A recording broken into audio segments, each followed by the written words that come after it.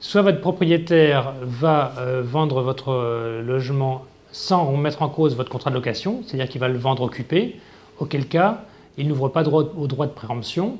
Là, effectivement, vous n'avez pas d'insécurité pour votre logement, pour votre habitation. L'hypothèse qui est la plus importante et qui va vous intéresser le plus, c'est celle où effectivement votre propriétaire veut vendre et il va vous délivrer un congé pour vente. C'est à ce moment-là qu'effectivement le droit de préemption va s'ouvrir. Et alors concrètement, comment ça marche? Vous allez recevoir, vous locataire, un recommandé au moins qui va vous indiquer que votre propriétaire vous délivre son congé pour vente et il va vous donner un prix de vente et les conditions de la vente. Alors il faut bien veiller à ce que le bien qui est proposé à la vente corresponde bien au bien loué. Donc vous allez recevoir ce congé et donc vous allez avoir 2 mois pour l'accepter. Et par contre, si vous l'acceptez, il est important de le notifier très clairement au propriétaire. Il doit être conforme bien sûr à l'offre de prix et aux conditions de la vente.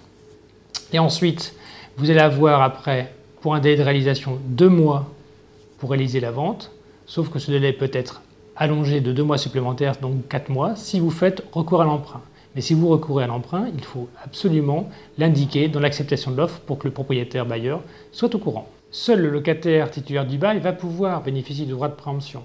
Donc le titulaire d'origine, mais éventuellement celui qui bénéficie du droit suite à un décès notamment. Donc ça veut dire que ça exclut tous les sous-locataires qui, eux, ne sont pas soumis à la loi de 89. Je n'ai pas reçu de congé de la part de mon propriétaire qui veut vendre. Que se passe-t-il? Bien, dans la mesure où vous n'avez pas reçu de congé, votre bail continue à s'appliquer.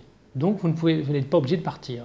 S'il vous demande de partir alors qu'il ne vous a pas délivré le congé ou qu'il vous l'a délivré hors délai, eh bien vous êtes toujours titulaire de votre bail, donc il ne pourra pas vendre l'appartement ou la maison vide.